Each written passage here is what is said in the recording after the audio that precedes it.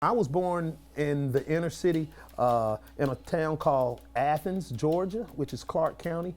And the name of the neighborhood that my parents brought me home from the hospital to was Paldo.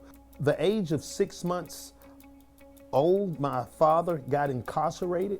He had some capital offenses, and I didn't have a father growing up. I got introduced to drugs and crime at an extremely early age. I had a spiral during that time of hustling in the streets. I ended up getting incarcerated.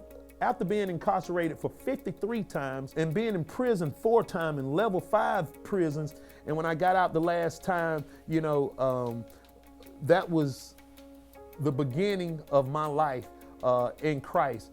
I gave my life to the Lord, and I began making a vow that God, if you help deliver me, set me free, get me up out of this trouble, I'll preach your gospel. I'll tell about the goodness. I said, I'll tell about the goodness of what you've done for me all around the world. About 4.5 years, and one day it's a guy by the name of Wayne Brubaker and Steve Everett asked me, did I want to be the executive director of the Sparrows Nest. And so I called Jamie thinking that he might, we weren't paying a lot of money then, we didn't have a lot of money to pay.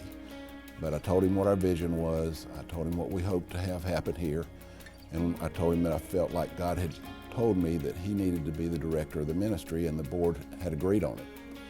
Well, Jamie started crying, and he said, I never thought that God would use me, would pay me to do what he's called me to do.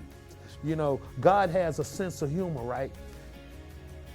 The same jail that I caught on fire, God sent me back there with dual access as a religious volunteer and as a normal volunteer to teach classes. I am just amazed at that. How can a guy who's comes from out of Paldo, who have had a story like mine, a life of crime, a life of drugs, who have been incarcerated 53 times, 54 to be exact, is the same jail that God sent me back to begin to give hope and let someone else know that with him all things are possible.